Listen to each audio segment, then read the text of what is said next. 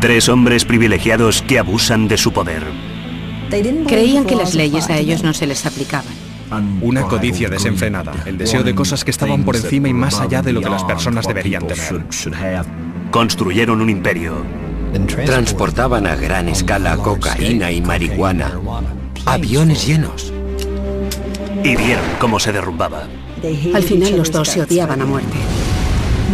Nada ha sucedido en Lexington antes o después con tanto dramatismo, tragedia e intriga como lo ocurrido con ese grupo de personas. Policías corruptos, cocaína y conspiración cuando los aristócratas se vuelven malos. Esta noche en Poder, Privilegio y Justicia.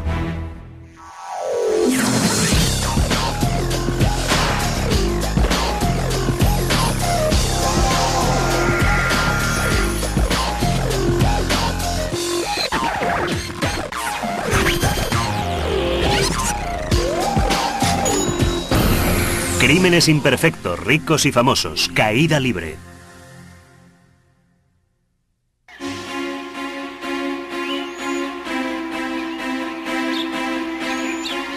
Una mañana temprano de septiembre de 1985, un anciano sale de su hogar en Knoxville, Tennessee, y descubre el cuerpo destrozado de un paracaidista en su calzada de acceso.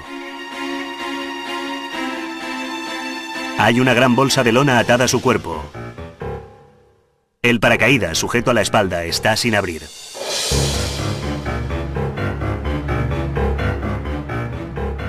No había indicios de que hubiera llegado a tirar del cordón. Cuando llegaron las autoridades, descubrieron que dentro de la bolsa de lona había casi 40 kilos de cocaína, una cantidad que entonces valía 15 millones de dólares. A 112 kilómetros de allí, en el bosque de Nantahala, en Carolina del Norte, guardas forestales se tropezaron con una avioneta que se había estrellado en la ladera de una montaña. Aunque no hay nadie a bordo, en tierra un rastro de bolsas de lona lanzadas desde el aire marcaba la tortuosa trayectoria de la avioneta de Georgia a Tennessee y de allí a Carolina del Norte. Todas las bolsas están llenas de cocaína. Cuando los investigadores identifican el cuerpo, descubren que el hombre no encaja en el perfil habitual del contrabandista de droga. Es Andrew Thornton, exagente de policía de Lexington, Kentucky, y vástago de una próspera familia de criadores de caballos. Fue impactante. Pero aquello solo era la punta del iceberg. Andrew Thornton había estado en el centro de una red de corrupción que se remontaba hasta 15 años atrás. Era una historia de codicia, violencia y tres viejos amigos de Kentucky, borrachos de poder, que dejaron a su paso una estela de destrucción. Andrew Thornton había nacido en 1944 y se crió en el nivel más alto de la sociedad de Kentucky. Sus padres eran dueños de una finca de cría de caballos justo a las afueras de Lexington. Era una de las mejores fincas y tenía un buen papel en la industria de la cría de caballos. Yo diría que en su inventario había una importante cantidad de dinero invertido. Procedía de una familia privilegiada y de pequeño siempre se había mostrado un tanto temerario. A los 14 años, Thornton fue enviado a la Academia Militar de Sewanee, en Tennessee, una escuela privada destinada a inculcar a los chicos de buena familia la ética de los jóvenes serios. En Sewanee se encontró con Bradley Bryan, otro chico de una prominente familia de Lexington. Bryan era nieto de un antiguo alcalde y había pasado su infancia en un mundo de privilegios. Pero en la adolescencia, la fortuna familiar había desaparecido. En Sewanee, Thornton y Bryan se hicieron amigos rápidamente. Eran como hermanos. Se estableció entre ellos una relación sólida y a la vez complicada. Y mucha gente discrepaba en cuanto a quién de los dos era el líder. Algunos insistían en que era Bradley Bryan quien llevaba las riendas. Otros decían categóricamente que no, que era Drew Thornton. Tras graduarse en Sewanee en 1962, tanto Thornton como Bryan ingresaron en el ejército. Thornton se crecía con el peligro y encontró su lugar como paracaidista en el ejército. Le hirieron en la República Dominicana cuando tropas americanas fueron enviadas allí para sofocar una sublevación. A Thornton se le otorgó el Corazón Púrpura y en 1965 regresó a Lexington. Bryan se había alistado en los Marines, pero durante su periodo de servicio nunca entró en combate. Cuando Bryan regresó a su casa en Lexington, él y Thornton reanudaron su estrecha amistad. Los dos estaban a mitad de la veintena, recién casados y llenos de ambición. Thornton trabajaba en el negocio familiar de cría de caballos, pero la vida en la finca era demasiado plácida para él. Saltaba en paracaídas como hobby y obtuvo su licencia de piloto, pero cada vez se sentía más inquieto. La vida era algo aburrido comparada con, bueno, toda esa preparación para la guerra y después un poco de guerra y después volver. Realmente estaba deseando ver guerra en las calles de los Estados Unidos. En 1968, Thornton ingresó en la policía de Lexington, justo cuando ésta empezaba a hacer frente a los problemas de drogas que acarreaba la emergente cultura juvenil. Si pensabas formar parte de las fuerzas policiales y querías acción, emociones y actividad, donde tenías que estar era en la unidad de narcóticos. Andrew Thornton fue uno de los primeros agentes en presentarse voluntario. La unidad de narcóticos satisfacía su necesidad de emociones y poder. Pronto conoció a otros jóvenes reclutas con sus mismas ideas. Entre ellos, Henry Benz, un chico de linaje de Kentucky, que también procedía de unas de las familias más antiguas y distinguidas de Lexington. Ciudadanos buenos, trabajadores, que iban a la iglesia, temerosos de Dios, gente cívica, ¿sabe? Perfectos ciudadanos. La clase de personas de las que uno quisiera tener su ciudad llena. En la escuela, Benz era un alumno corriente, pero su encanto, su carisma y su pedigrí le hacían destacar. En Lexington, esas eran ventajas importantes. Benz fue a la escuela preuniversitaria y después a la facultad de Derecho, pero el plan de estudio resultó ser demasiado difícil y lo dejó después de un año. En 1969 estaba casado y necesitaba un trabajo. Su bien relacionado padre acudió en su rescate. Su padre pidió a un amigo de la familia que diera trabajo a Henry. Y así fue como Henry consiguió un empleo en la oficina del sheriff. Benz pronto fue a parar al nuevo grupo especial secreto antidroga de Lexington, junto con Andrew Thornton. Los dos congeniaron de inmediato. Henry tiene el mismo tipo de temperamento que Drew Thornton. Drew Thornton era más masculino y viril que Henry Vance, pero, ¿sabe? Era un tipo de relación algo rara. La semilla de lo que sucedió fue plantada en aquel grupo especial. Andrew Thornton y Henry Benz, dos jóvenes privilegiados adiestrados para librar la batalla contra la droga. Al poco tiempo, esos dos luchadores contra el crimen decidirían que el poder y la aventura que anhelaban estaba en mayor medida al otro lado de la ley. En 1970, los agentes de policía principiantes Andrew Thornton y Henry Benz eran jóvenes de acaudaladas familias de Lexington que se esforzaban por lograr un papel en la primera brigada antidroga de la ciudad. El encanto de Benz le proporcionaba naturalidad. Él sería el portavoz de la brigada. Thornton pasó a la parte encubierta, planear las compras y recabar información.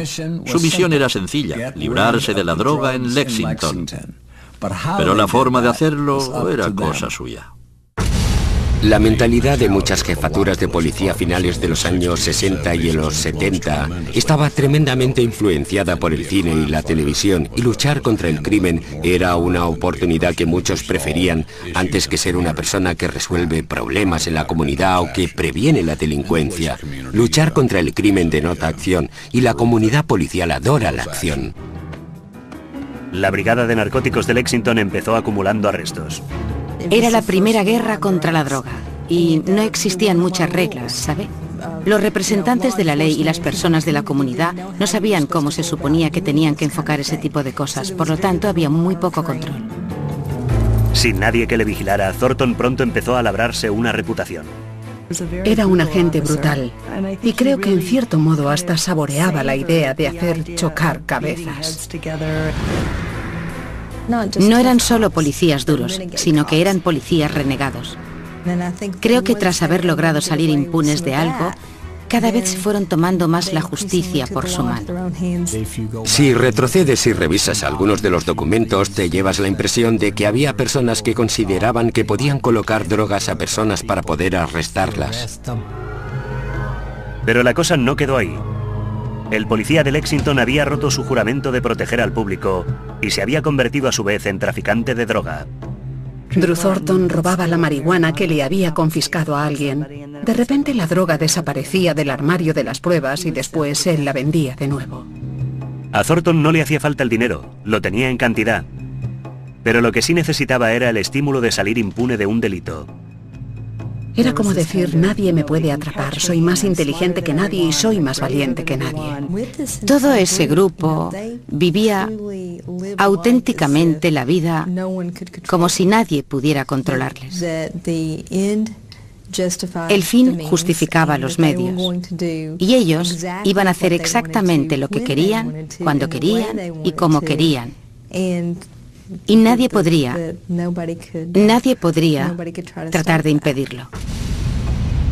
El amigo de Thornton, Henry Benz, estaba haciendo unas cuantas ventas ilegales por su cuenta, pero no era tan hábil como Thornton. A Benz lo pillaron falsificando la firma del sheriff en un pedido de 25 revólveres. En mayo de 1973, el sheriff lo despidió. Que te atrapen falsificando la firma de tu jefe y después mintiendo al respecto es algo que pondría fin a la carrera de cualquier persona normal, pero no perjudicó la de Henry Benz. En menos de un año pudo emplear sus contactos para conseguir un empleo en la Asamblea Legislativa del estado de Kentucky. No creo que exista duda alguna. Gracias a su familia y a sus contactos con ciertas personas de la política, fue capaz de obtener ciertas ventajas que otras personas no habrían tenido ninguna oportunidad de conseguir. Mientras Benz y Thornton abusaban de su poder y de la confianza del público en Lexington, el antiguo amigo de Thornton en la escuela militar, Bradley Bryan, se había trasladado al este en busca de una gran riqueza. Bradley Bryan estableció contactos con un hombre de negocios en Filadelfia, un multimillonario que lo contrató. Creo que fue realmente entonces cuando Bradley pudo acceder a un estrato superior. La vida de Bryan en la elegante zona residencial de Main Line en Filadelfia le proporcionó más lujo y prosperidad de la que jamás había conocido. Él y su esposa realizaban frecuentes viajes de su casa en Filadelfia a Las Vegas, donde su cuñado era un pez gordo de los casinos. Bryan se convirtió en un asiduo de Las Vegas y se codeaba con potentados y gángsteres locales. Por fin había hallado la opulencia y la ostentación que andaba buscando. Fue allí donde Bradley Bryan estableció los contactos para el tráfico de drogas, donde le presentaron a personas con la capacidad de importar enormes cantidades de todo: marihuana, cocaína, heroína.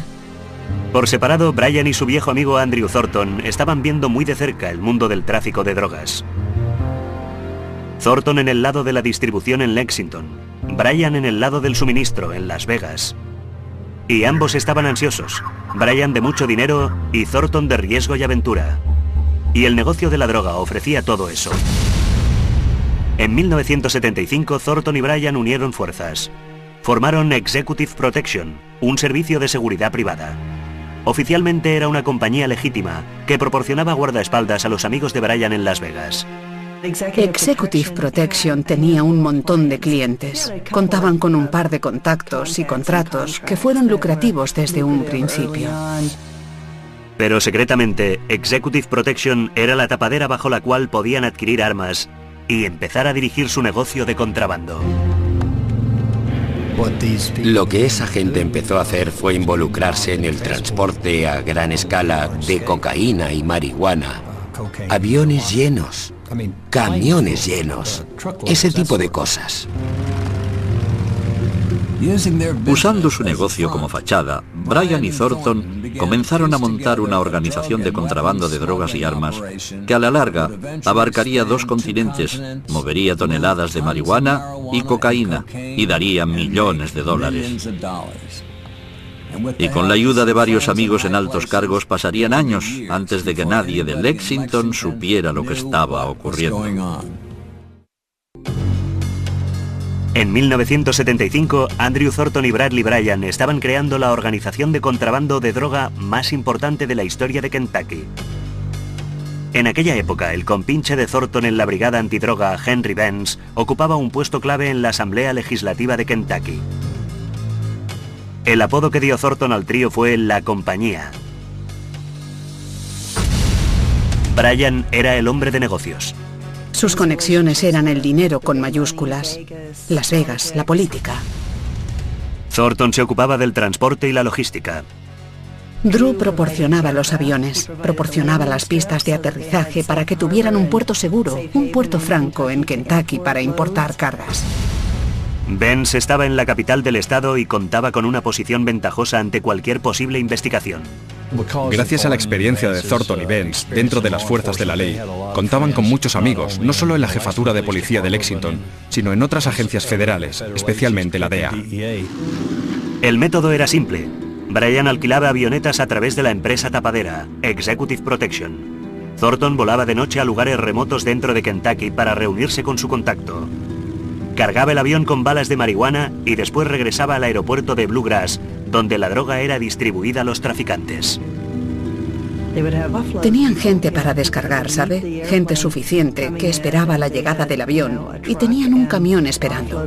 Descargaban la droga y la transportaban a otro lugar. Tenían mecánicos a su disposición para ocuparse de los aviones. Podía hacerse sin que los detectaran. No existía ningún proceso por el cual los funcionarios del aeropuerto notificaran a la policía el aterrizaje de aviones sospechosos. Al cabo de 2 años, la compañía era una organización de contrabando en toda regla, que según se cree, traía anualmente marihuana por valor de cientos de miles de dólares. Recuerden, Thornton fue policía en Lexington. Sabía exactamente cómo explotar las debilidades del cuerpo policial sin ser detectado. El único problema para Thornton fue que no supo cuándo parar. Existía una especie de necesidad de ser extraordinario, una necesidad de ser el hombre que estaba en el ajo, porque le encantaba lo encubierto y lo secreto. También le movía el dinero y el poder. Y desde luego, vender drogas era la actividad ideal para lograrlo. En enero de 1977, Thornton iba dejando atrás los últimos vestigios de su vida como agente de policía de Lexington. Abandonó el cuerpo. Su transformación de representante de la ley a traficante de droga era ya completa. Thornton mantenía estrechos lazos con Henry Benz. Benz había ascendido a ayudante administrativo del gobernador de Kentucky, Julian Carroll. Benz gozaba con el poder inherente a su posición. Era un hombre mezquino, frío, arrogante. Es la mejor forma de describirle. Y sin embargo trabajaba para el gobernador, trabajaba para el portavoz de la asamblea e iba bien vestido. Parecía elegante hasta que hablabas con él. ¿Sabe? Llevaba un pequeño Mercedes gris, un Mercedes descapotable de 2 puertas, y se movía por los círculos políticos. Había en él una crueldad que desde luego no era evidente en la superficie. Benz era los ojos y los oídos de Thornton en la oficina del gobernador, pero optó por mantener un rostro limpio de cara al público. A Benz raramente se le veía junto a su colega traficante y tenía sus buenos motivos. En la primavera de 1977, Lexington era un hervidero de rumores sobre Thornton, susurros de chantaje y contrabando, y lo más inquietante, de la desaparición de una joven. Melanie Flynn, de 24 años, era la novia de Bill Canaan. Canaan era uno de los compinches de Thornton en la brigada de narcóticos de Lexington, y miembro además de la compañía. Un día salió de su oficina en dirección a casa de su familia para una reunión familiar y giró para entrar en una carretera principal, y esa fue la última vez que alguien la vio. Los que investigaron la desaparición supieron desde el primer momento que había habido juego sucio, ¿sabe? Es posible que hubiera tenido información sobre el tráfico de droga y está claro que alguien, creo yo, quiso quitarla de en medio. Melanie Flynn pasaba mucho tiempo con Thornton y sus socios. No es aventurado pensar que pudo haber oído cosas que no le convenía oír. No se encontró ningún cuerpo. Mi teoría es que probablemente sabía demasiado sobre las actividades de Thornton. Fue como si se hubiera esfumado. Y eso no hizo más que contribuir a la creciente reputación de Drew Thornton. A mediados de 1978, el socio de Thornton, Bradley Bryan, estaba dispuesto a llevar a la compañía a la primera división del contrabando de drogas. Trajo al redil a 2 elementos clave de la droga a nivel internacional, Lee y Jimmy Chagra. La organización Shagra era la suministradora. Me refiero a que tenían contactos directos con el cártel colombiano y la heroína venía a través de Oriente Medio. Y eran ellos los que tenían los contactos para la droga y Bradley y Drew tenían el sistema de distribución. Pero los Shagra estaban siendo investigados por el Departamento de Justicia y Thornton no quería tener ojos federales puestos en la compañía. Esa fue una de las primeras áreas de conflicto entre Bradley Bryan y Drew Thornton. Que Drew en realidad no quería que Bradley permitiera que la red de los Shagra se uniera a su organización. Pero Bradley Bryan estaba decidido y al final convenció a Thornton de que una asociación con los Shagra era la clave para ampliar su organización más allá de Kentucky. Thornton siguió adelante con el plan de Bryan, pero no le gustaba nada asociarse con los hermanos Shagra. Los Shagra y sus violentos métodos no tardaron mucho tiempo en dividir la compañía y situarla en todas las listas de los más buscados.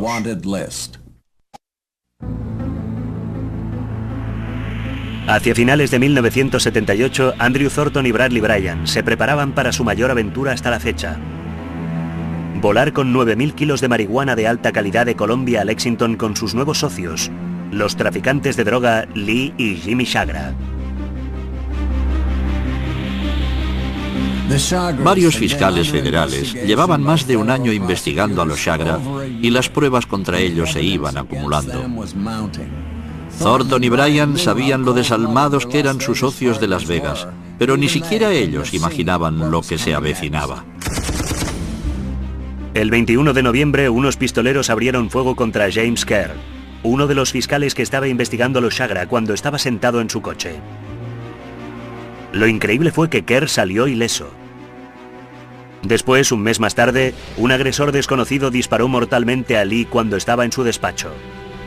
La gran notoriedad de los ataques aumentó la presión sobre una operación de contrabando ya de por sí arriesgada.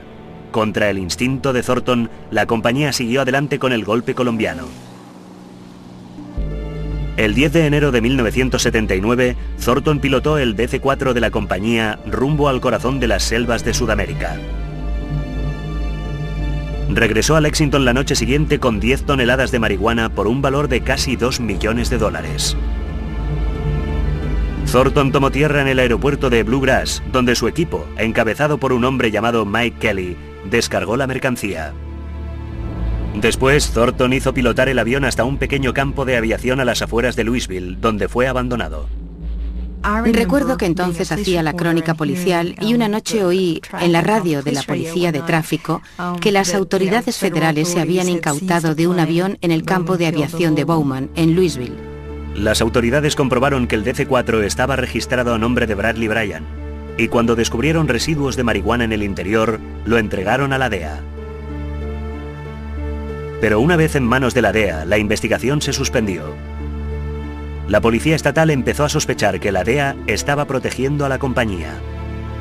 Estábamos convencidos de que Harold Brown, la persona al mando de la DEA en Kentucky, les estaba encubriendo. Existen memorándums de nuestro personal de investigación en Kentucky Occidental que dicen: cada vez que empezamos a hacer algo, levantamos la vista y ahí está Harold Brown.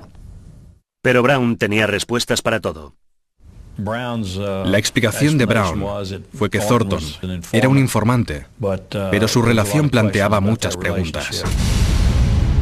Un mes después de la incautación del DC-4, Jimmy Shagra fue encausado en El Paso por cargos federales de tráfico de droga. El día en que tenía que iniciarse el juicio de Shagra, a John Wood, el juez que instruía el caso, le dispararon mortalmente cuando iba a abrir la puerta de su Cadillac. Se convirtió en el caso criminal más célebre de los Estados Unidos. El FBI envió teletipos a todas las agencias representantes de la ley en América para intentar resolverlo. Fue asombroso. La primera vez en casi 100 años que un juez federal había sido asesinado. La organización Shagra había alcanzado un nuevo nivel de criminalidad y había situado a todos sus asociados, incluida la compañía, bajo una lente de aumento. Recibíamos pistas para investigar los antecedentes de todos los individuos de los que se sospechó en un principio en este caso. Por lo tanto, existía una gran actividad en todos los Estados Unidos. Se investigaban las pistas, a los socios, todos los que guardaran cualquier relación con los Chagra. La inquietud de Andrew Thornton por su asociación con los Chagra resultó estar bien fundada. En cuanto dispararon al juez, a todo el mundo le entró una gran paranoia. Drew creía que tenía razón y reivindicaba el no haber querido entrar a formar parte de la organización Chagra. Thornton se reunió con Bryan y le dijo que había llegado el momento de romper con la organización Chagra. Pero Bryan dejó pasmado a Thornton al decirle que no solo no quería romper con los Chagra, sino que quería hacerse cargo de la totalidad de su red en Sudamérica. Para Thornton fue la gota que colmó el vaso. Entonces se produjo una división entre ellos, y fue entonces cuando Drew continuó por su cuenta y Bradley creó, entre tanto, una nueva organización de contrabando de droga. Bradley Bryan no iba a permitir que el asesinato de un juez federal se interpusiera en su camino. Estaba planeando su operación más audaz hasta el momento. Bryan tenía un primo con una alta acreditación de seguridad en la base naval de China Lake, en California. A finales del verano convenció a su primo para que robara equipo de la base, incluidos dispositivos de visión nocturna y 1.500 piezas de munición. Bryan guardó parte de las armas en un almacén de Lexington. El resto lo llevó en avión a Colombia y lo canjeó por cocaína. Bryan actuaba ya por su cuenta, sin el apoyo de Thornton, y sin estar en contacto con Henry Benz. Henry Benz estaba ocupado ejerciendo su poder entre bastidores en la capital del estado de Kentucky. Había pasado a ser el ayudante del portavoz de la Asamblea y era siempre cuidadoso a la hora de proteger su imagen de comprometido servidor público. Henry Benz trataba de pasar desapercibido cuando trabajaba con el gobierno del estado. Prácticamente tenía conocimiento de todas sus actividades, por eso tenía mucho que perder. Pero Henry Benz continuaba siendo arrogante y despiadado. Y cuando las cosas empezaron a torcerse para sus amigos Bryan y Thornton, tenía que hacer lo que fuese para salvar el pellejo, por letal que fuera. La compañía se había dividido y Bradley Bryan pensaba ganar millones por su cuenta canjeando armas robadas por cocaína. En enero de 1980, una camarera de un hotel de Filadelfia notó que de una habitación salía olor a marihuana. El gerente del hotel llamó a la policía. La policía de Filadelfia fue allí creyendo que se trataba solo de fumadores de porros, pero cuando entraron en la habitación encontraron cosas que les indicaron claramente que habían topado con algo mucho más importante. La policía encontró un libro mayor con una lista de nombres y números de teléfono, un generador de interferencias telefónicas, $25.000 en metálico, armas semiautomáticas y un contrato de alquiler de un almacén en Lexington. Comprobaron que la habitación había sido pagada por Bradley Bryan. Bryan no aparecía por ninguna parte, pero sus eficaces actividades empezaban a desvelarse. La policía siguió el rastro de Bryan hasta el aeropuerto de Filadelfia. Fue arrestado cuando intentaba subirse a un avión rumbo a Atlanta. Estamos ante un hombre que llevaba años yendo y viniendo de Sudamérica, pasando de contrabando armas y drogas y evitando ser detenido. Pero cuando le capturaron, ¿quién le pilló? Una camarera de hotel. Quizá debía haber dado mejores propinas. Las autoridades de Filadelfia entregaron el contrato de alquiler del almacén a la policía de Lexington. Fueron hasta allí con la ATF, registraron todo el almacén y encontraron equipos que habían salido de China Lake. Dentro había un arsenal de armas por un valor de $250.000, incluida un arma antiaérea calibre 50 y 21 armas paralizantes Taser. La policía encontró también un dispositivo de visión nocturna, que se comprobó pertenecía a la base naval de China Lake, en California. Bryan fue acusado de posesión de armas no registradas y después puesto en libertad bajo fianza de $50.000. El arresto de Bryan cogió por sorpresa la ciudad. ¿Qué está ocurriendo delante de nuestras narices sin que nos demos cuenta? Fue un shock total. Se decía, si algo así puede suceder en Lexington, ¿qué está sucediendo en el resto del mundo? La gente al principio no se lo creía, pensaban, bueno, a lo mejor no están implicados en realidad, debe ser otra persona de otro país o es posible que sea uno de los nuestros. Bryan fue sometido a juicio en Lexington en la primavera de 1980. Las pruebas contra él parecían abrumadoras. Y después de 3 semanas, el jurado dio su veredicto. Fue absuelto en el juicio. Todos se quedaron pasmados ante ese veredicto, incluso el juez. Increíble. La policía había encontrado un almacén lleno de armas y el jurado dejó libre a Bryan. Pero Bryan estaba a punto de dar a los federales precisamente lo que andaban buscando. En mayo de 1981, Bryan intentó vender 360 kilos de marihuana a agentes de la DEA infiltrados en Illinois. Fue arrestado allí mismo. Estando detenido, Bryan también fue acusado en California por posesión del equipo robado en China Lake y por conspiración para distribuir marihuana. Eran traficantes de drogas y estaban robando artículos que pudiesen canjear por drogas. Bryan fue declarado culpable y condenado a 15 años de prisión. Sally Denton era corresponsal de la televisión de Lexington e informó de la historia. Cuando llegué a Kentucky, a Lexington, y empecé a hacer un poco de trabajo de investigación sobre la historia, me quedé pasmada ante la poca información que había disponible allí donde fui, y lo que me sorprendió especialmente fue la poca curiosidad que parecía haber al respecto.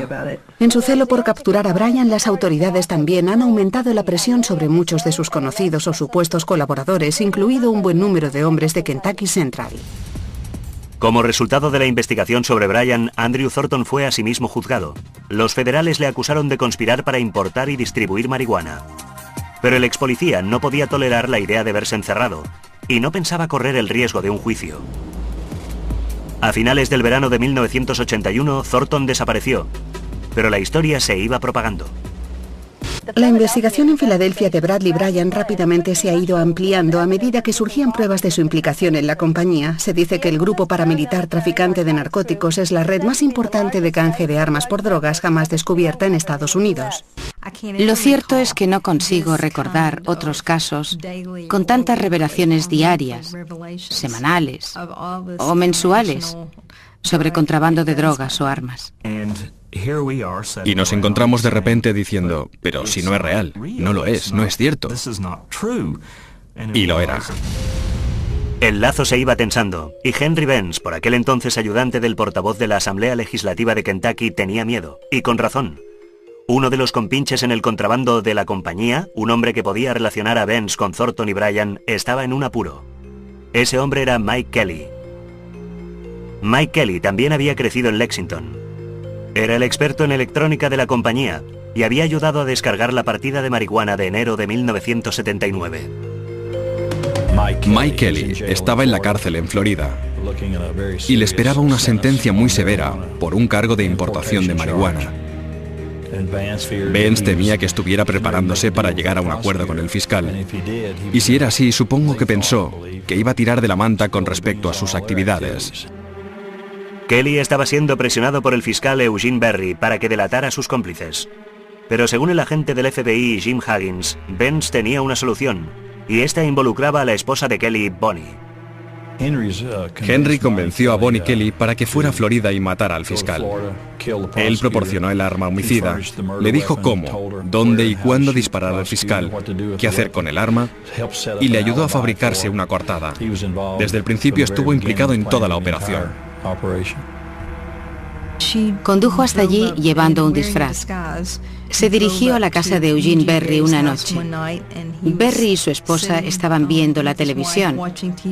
Él se levantó para ir a abrir la puerta y Bonnie le disparó.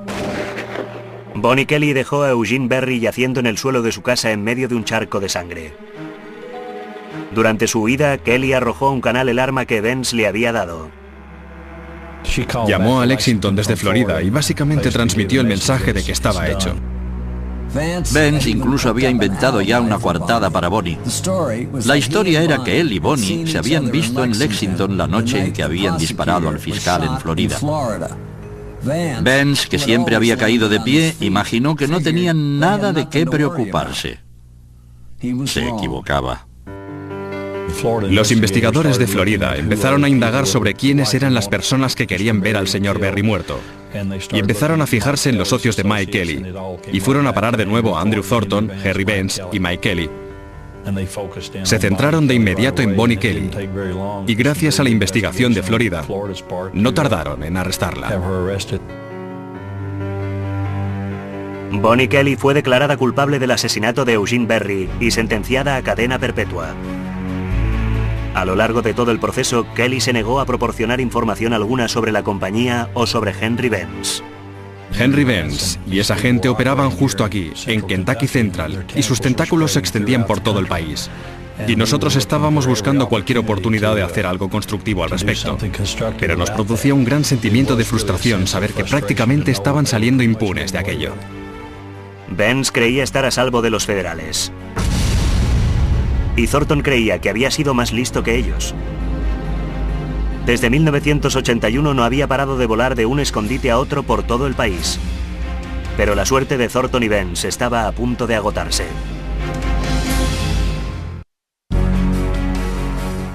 Andrew Thornton era un fugitivo de la justicia. A Thornton lo buscaban por cargos de contrabando de droga y había logrado eludir la captura durante 6 meses volando por todo el país en su pequeño avión bimotor. Pero en enero de 1982, funcionarios de aduanas interceptaron una transmisión de radio de Thornton. Fue capturado por la policía local en un campo de aviación de Carolina del Norte mientras repostaba. En junio, Thornton fue declarado culpable de conspiración para importar marihuana, pero su condena fue un mero aviso. 6 meses con reducción de conducta por buen comportamiento. Cumplió 5 de una condena de 6 meses por tráfico de droga en la prisión federal local. El rápido paso de Thornton por la cárcel no le enseñó demasiado. De hecho, durante ese tiempo estuvo planeando los mayores golpes de su vida. Para Andrew Thornton, cumplir condena fue en realidad solo una interrupción en su apretada agenda. Cuando Drew fue puesto en libertad, volvió a sus actividades de contrabando de droga. Fue entonces cuando empezó a establecer contactos en Sudamérica. No obstante, el Departamento de Justicia no tenía pruebas de nuevas actividades de contrabando. Y durante una temporada, Thornton desapareció de sus radares, pero nunca desapareció del negocio de la droga. Y en 1985 el FBI recibió un soplo.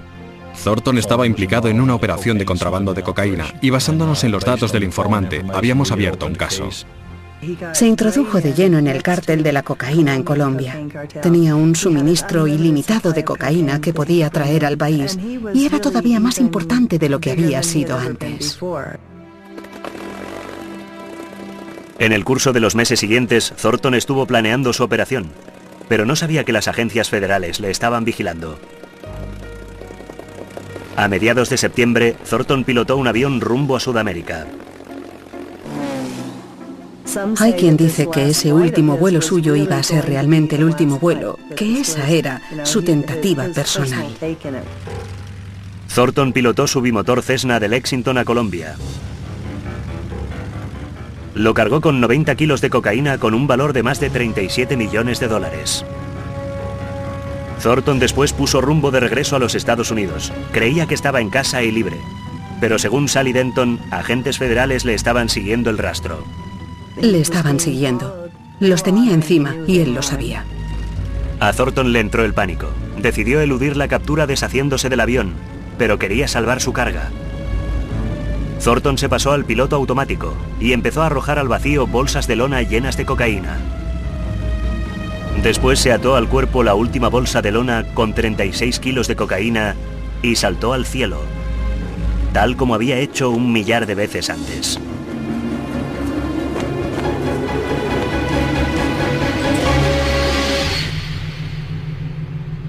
Su cuerpo fue descubierto en el camino de un jardín de Tennessee a la mañana siguiente. Mi primer pensamiento fue de sorpresa al ver que no le había salido bien, porque él sabía lo que se hacía. Y después empezamos todos a especular. Veamos, ¿se golpeó con alguna parte del avión? ¿Perdió el conocimiento? ¿El paracaídas no le funcionó? Nadie llegó a determinar jamás qué había salido mal en el salto final de Andrew Thornton. Pero una cosa era ya innegable.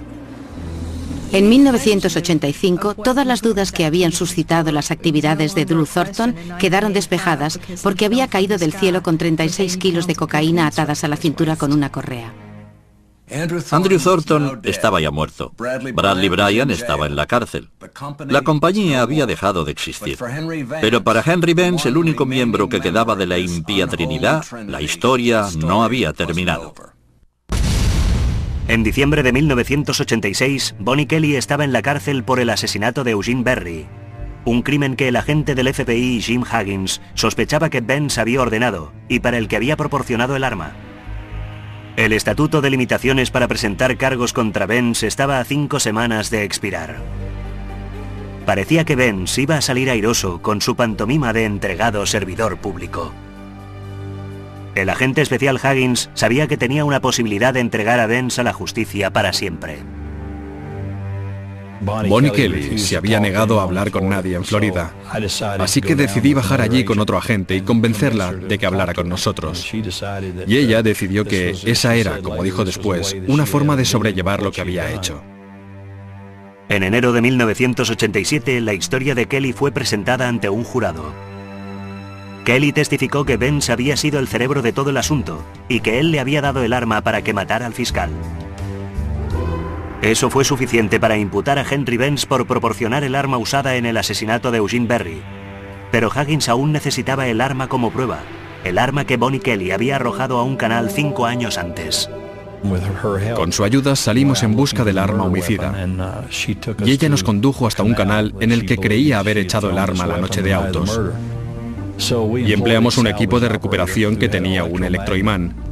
Llevamos el imán al sitio donde Bonnie decía que había arrojado el arma, y en la primera inmersión de aquel chisme en el agua la encontramos. Fue algo asombroso, después de 5 años poder recuperarla.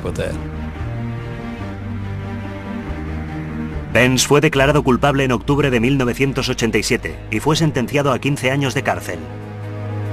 Pero incluso con un veredicto de culpabilidad, los lazos del muchacho de Kentucky con su red continuaban siendo fuertes. Fue absolutamente increíble el número de personas prominentes de Kentucky, incluido el antiguo gobernador, que escribieron cartas al juez pidiendo indulgencia para ese hombre y diciendo que consideraban que era un pilar de la comunidad y que era una gran persona. Y se trataba de un hombre que planea el asesinato de un fiscal, no es más que un despiadado criminal. Cuando se dictó la sentencia de Benz, la red de contrabando de drogas y armas conocida como la compañía quedó al descubierto. Un juez federal los nombró a todos, Drew Thornton, Henry, y dijo, son todos lobos de una misma camada. Llevan años cometiendo estos actos criminales y van a ser juzgados por las compañías que frecuentan. El juez había juntado todas las piezas. El hecho más peligroso que tuvo lugar en Lexington, Kentucky, en aquellos días, fue que los guardianes del Estado se quedaron dormidos en su puesto. Creo que lo más triste de toda esta historia es que se trataba de un grupo de personas que tenían todas las ventajas que habrían podido desear y que podrían haber sido lo que hubieran querido. Podrían haber sido prósperos y podrían haber hecho que sus vidas y las vidas de los que les rodeaban fueran muy edificantes, pero optaron por seguir otro camino. Causaron mucha tristeza y causaron mucha destrucción. Bryan y Benz cumplieron su condena y ahora ya están fuera de la cárcel. Andrew Thornton, contrabandista internacional de drogas y armas, poseía solo $82.000 en el momento de su muerte. Dejó el grueso de sus bienes a Henry Benz. Dominic Dune, para la televisión judicial.